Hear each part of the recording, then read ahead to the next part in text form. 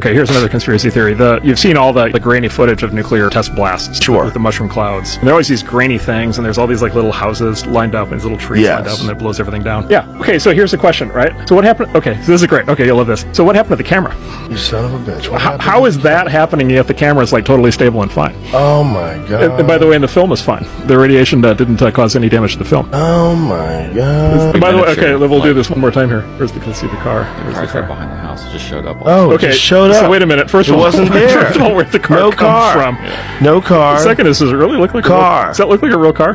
That's insane. And look at the and look at when the house blows. Look at the wood. Does that look like those are full size giant lumber beams as they go flying? Is that a house or is that is that a 12-inch scale model? What? Right. That does look fake. And also the camera didn't move at all either. You know what it looks like? It looks like the smoke is too big. Watch when it hits. Like the volume, like the size of it. It looks small. You know what I'm saying? I mean, it looks like we're looking at something that's like a few inches tall. If you watch making of Star Wars, any of the any movies before CGI, whenever they do anything like that, it's always with these tiny models. Yeah, this looks fake as shit. Right. Another one. It's like, okay, what the camera's fine. That's hilarious. I don't know how the camera survived or the film. I'm pretty sure that those nuclear test sites, obviously they're not bombing like real places. I'm pretty sure they make decoy houses and things like that, right? They could have very well been miniatures. I don't know, but I'm pretty sure test sites for explosion stuff. They want to see how it reacts with the structures and stuff. So they actually just make like cheap versions of it, right? So that would explain it breaking apart, I guess, a little differently. So the YouTube channel, The Corridor Crew, actually, they're visual effects artists, and they release some awesome stuff breaking down VFX. I've learned so much.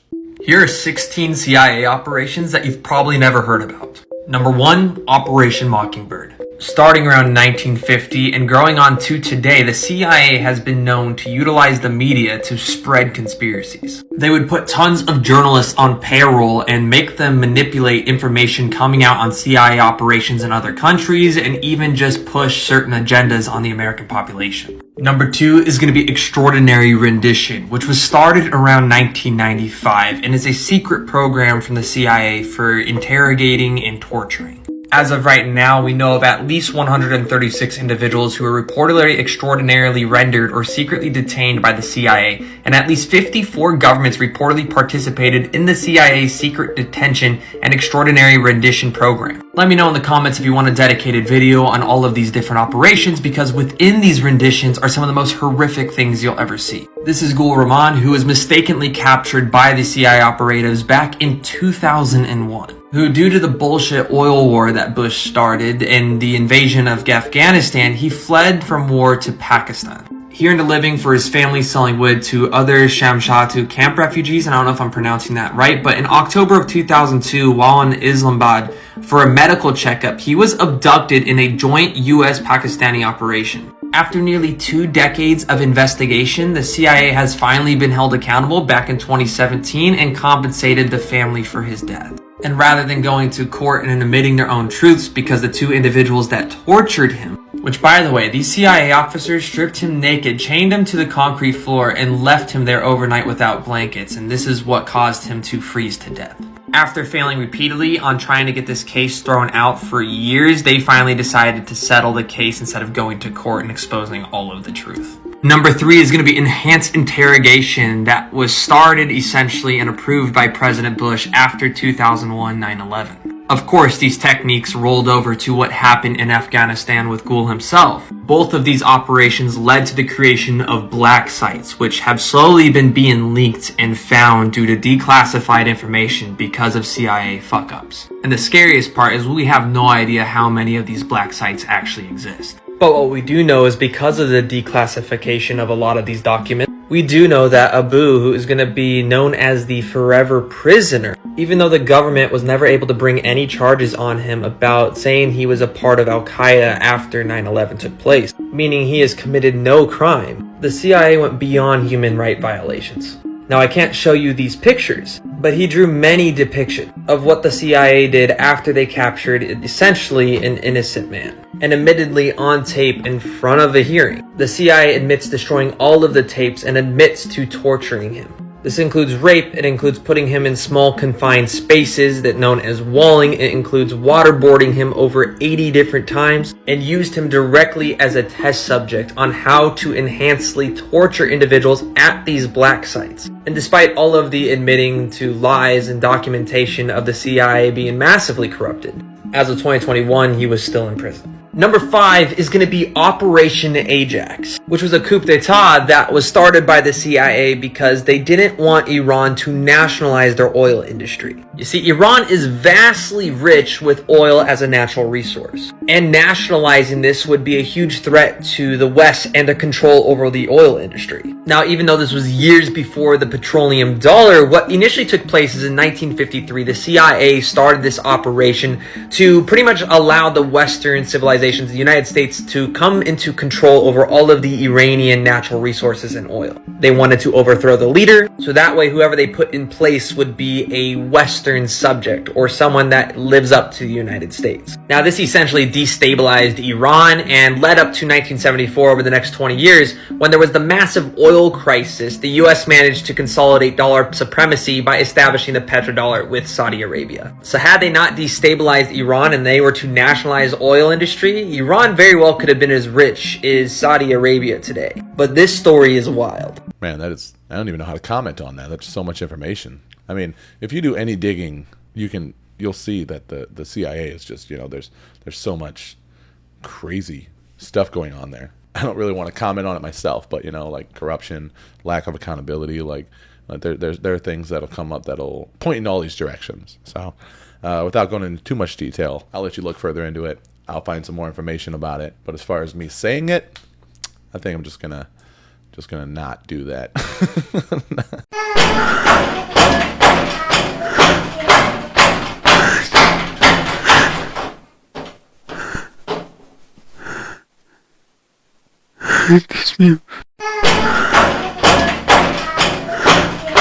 Watch the clown. I just heard knocking from the closet.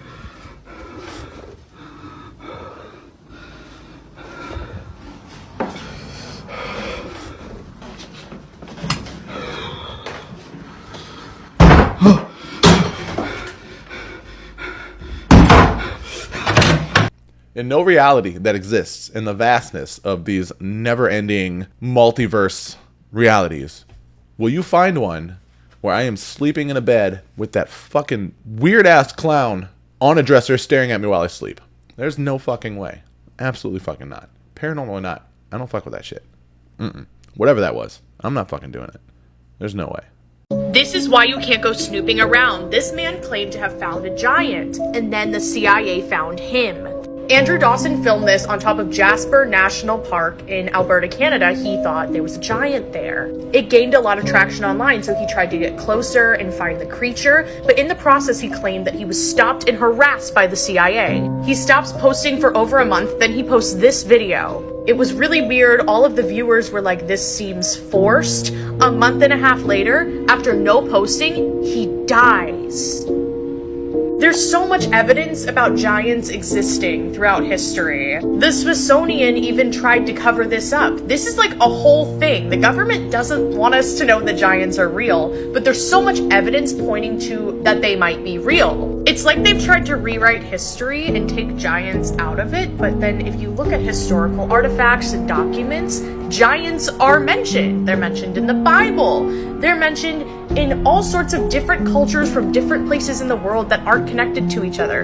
Everyone believed in giants. If you want me to make a whole video talking about it, let me know, and follow my TikTok, Instagram, and YouTube for more. It really helps when you interact. How did the Egyptians build these pyramids? What if We had 30 to 40 foot giants on this planet.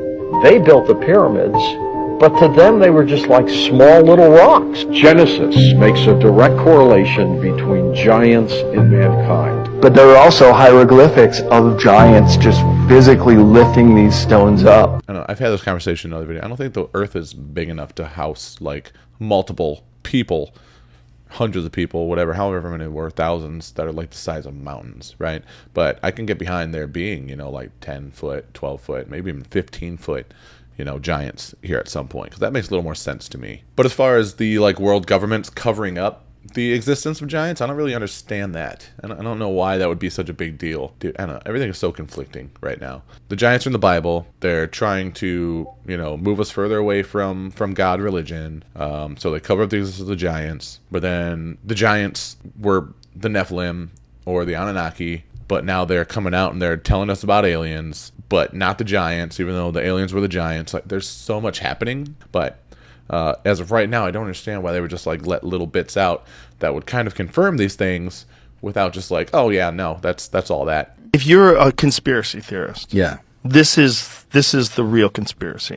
The conspiracy is have as many social problems as possible To that distract. people get distracted by, that people concentrate on, whether it's a pandemic, whether it's masks, vaccines, pride, trans movement, sponsor drag shows for kids if you want people to get mad and want people to get distracted. Right. Sponsor Let them that. focus on that. Get people to think that it's a good idea to do that and watch the outrage.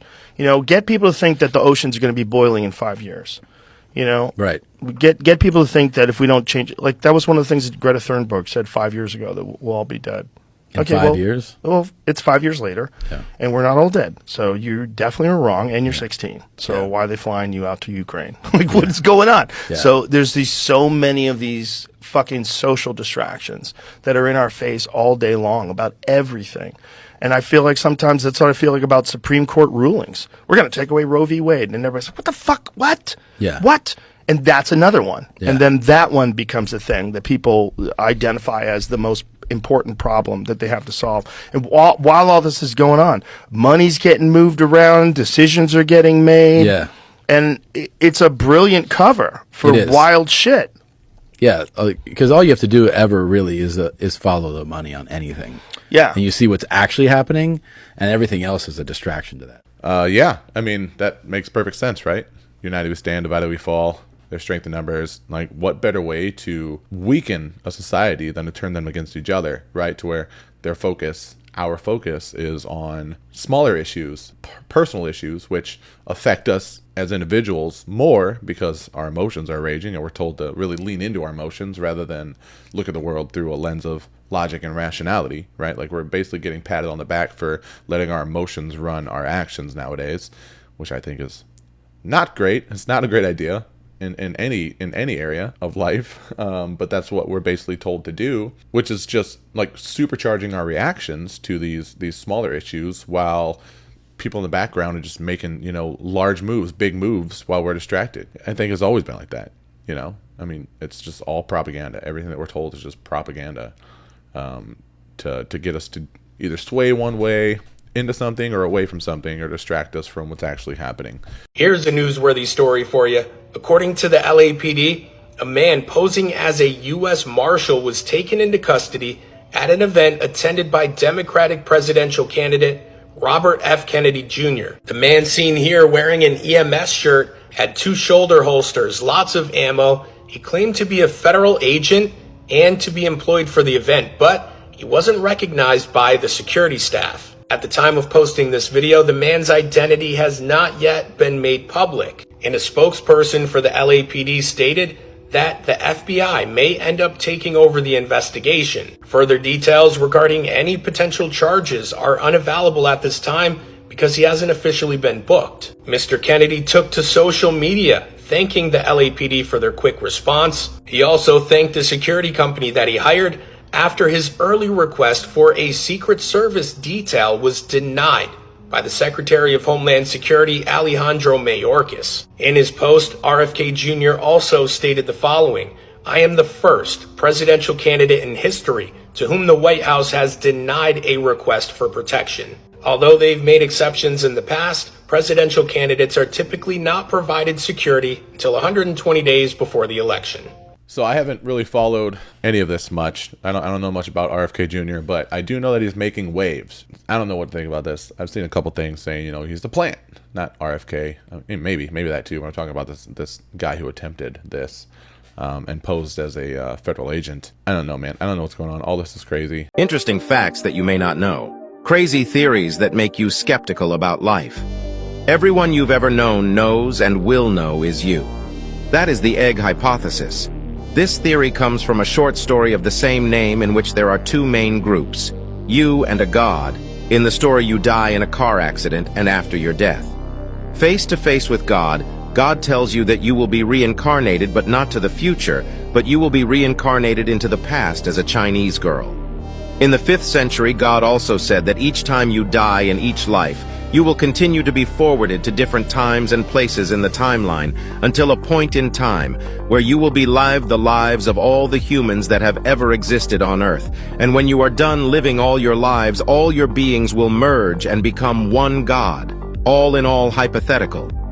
This theory holds that the universe exists as an egg for you to live within, and lives will help you to grow and grow until one day, when you have completed all your lives, you will hatch from the egg and grow. Become God. God damn, I love that story. Man, that's such a cool story, such a cool theory. It makes me think though, like, if a god created you to do that, to learn all that and become a god, does that mean that there's multiple gods in this like story, this theory? Or I don't remember exactly. I know I read the story a long time ago. Or was it that the guy that created you was also you, and he was explaining it to a version of himself that was helping him experience everything? The manner in which these celebrities get initiated into the Illuminati is so obvious, it's right in front of your face.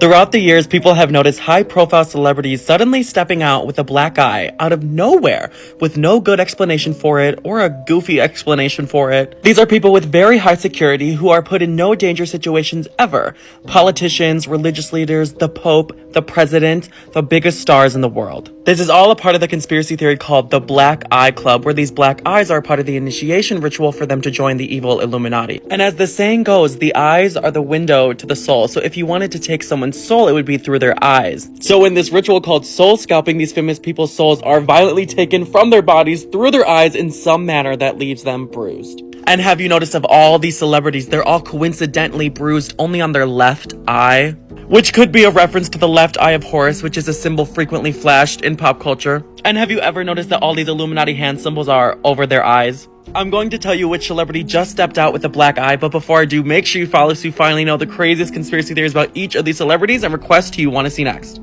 Doja Cat just stepped out with a black eye multiple times. Around the same time, there are rumors of her joining the Illuminati and having an Eyes Wide Shut themed birthday party. She claimed the black eye was just makeup to help her achieve a more creepy aesthetic. And everyone at that party had to wear an eye covering that day, so maybe Doja adding makeup to hers was hiding it in plain sight. Okay, so I just wanted to let you know, since the start of this channel, I've had a few people make comments saying I'm like planted opposition, right? Like I'm like I was put here to deny things or accept other things. Dude, I'm just a dude who likes these videos that decided to record myself watching them, right? That's really all this is, man. But on that note, I do train mixed martial arts, and I am right-handed, which means my lead hand and my lead side is my left.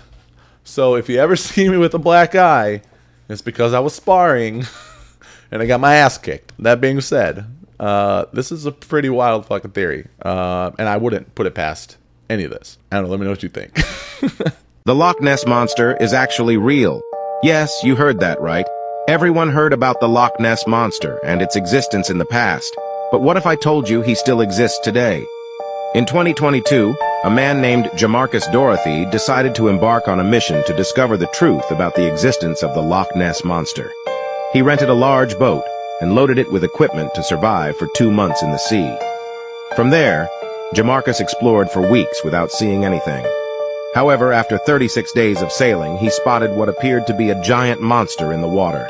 As he approached, he realized just how large that monster was and came to the conclusion that what he saw was the Loch Ness Monster.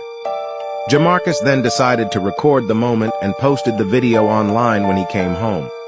The video was soon taken down, and Jamarcus Dorothy was reported missing by his relative. Luckily, some people managed to save the video. Subscribe and send to a friend for part 2 to see the footage. I always thought the Loch Ness Monster was a dinosaur.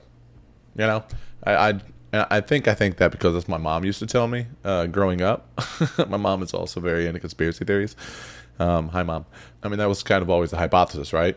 Back then, there wasn't like, you know, before the internet was a thing, like there wasn't a lot of information about any of this, right? It was just like certain things like the Bermuda Triangle, like things that were in the tabloids, you know, Bermuda Triangle, Loch Ness Monster, Bigfoot, not much else, right, outside of all that stuff. So when we would discuss these, we would rationalize them based off information we had, like Loch Ness Monster. Oh, it's probably just a dinosaur that survived, right?